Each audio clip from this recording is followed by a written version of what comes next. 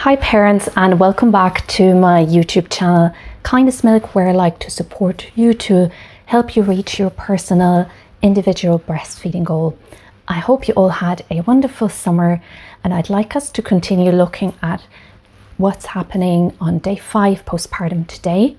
So on day 5 postpartum, you may slowly be finding a rhythm to your postpartum life. The engorgement that you may have felt when the milk was coming in may be slowly subsiding with frequent continuous feeding 10 times or more in 24 hours, including overnight. During the first year of life, it is very common and normal for babies to wake for feeding and for comfort at night time. And this is not only necessary for the babies for breastfeeding, but also for boosting your milk supply and your milk production, as hormones for milk making are high at night. As your milk supply is increasing, you now may feel that your breasts are becoming fuller before feeding and then softening with the feeding, and that you feel softer afterwards. Some mothers now are starting to feel the letdown as a tingling sensation running down their breasts during a feeding or between feedings. But not feeling your letdown is not necessarily an indication of your milk supply and the quantity of milk you're producing. With the increase in milk intake, your baby will now usually have 3 or more bowel movements in 24 hours. They should be the size of a 1 to 2 euro coin, mustard yellow in color, and sometimes seedy in texture. While some babies will have bowel movements with every feeding, some babies have less frequent bowel movements but larger ones. And 6 to 8 wet nappies per day are now normal.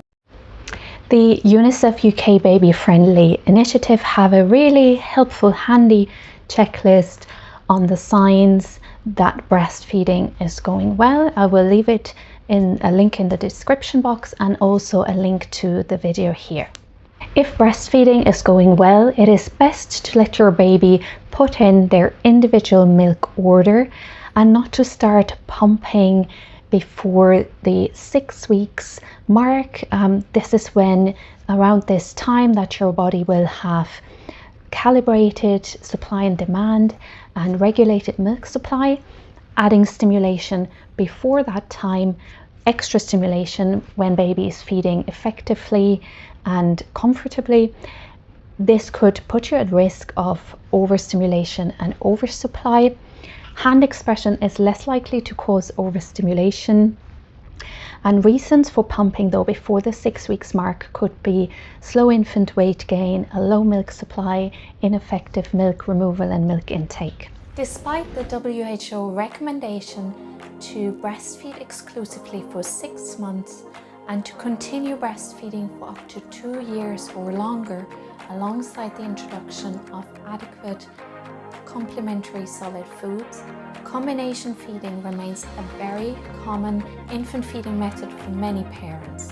Whether combination feeding is a medical necessity or a personal choice, it sometimes enables parents and babies to breastfeed for longer when otherwise they would have perhaps stopped breastfeeding altogether. In this video, there are certain things you can do at home to relieve a blocked duct and prevent it from becoming a breast inflammation and mastitis.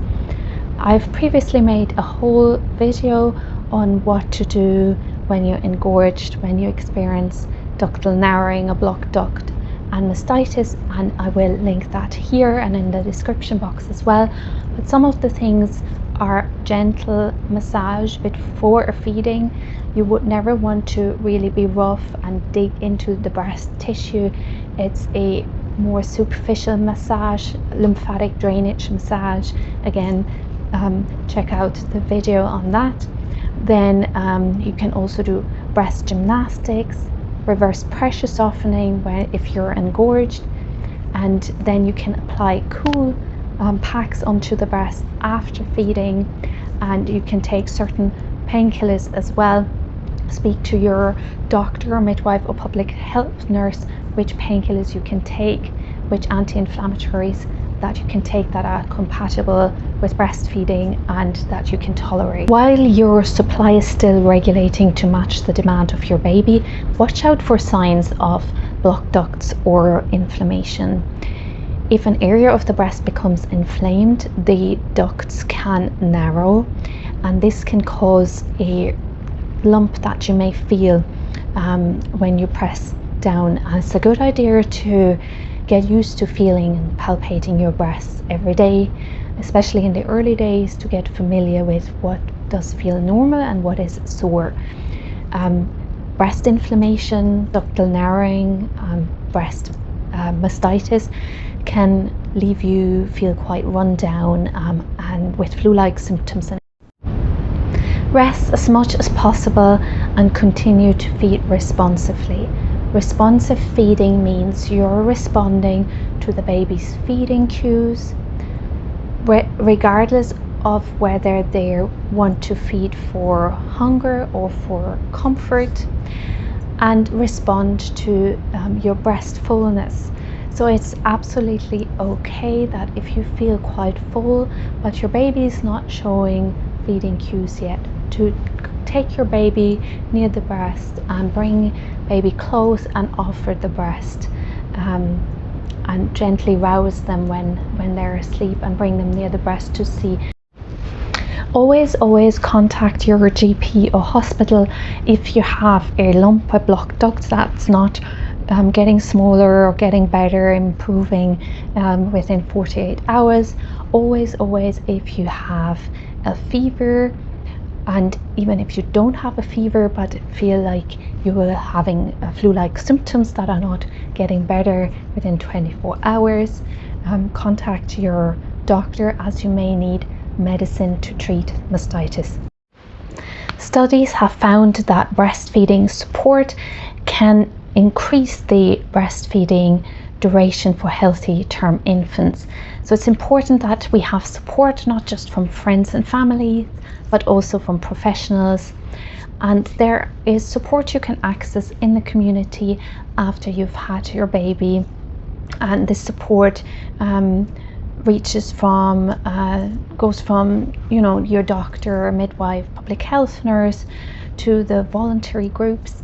Knowing how to access them is really key. So I will leave you with a picture of the different services that are available. You may like to take a screenshot of this and save it on your phone. So I hope you found this video helpful, and I will see you next time. Bye for now.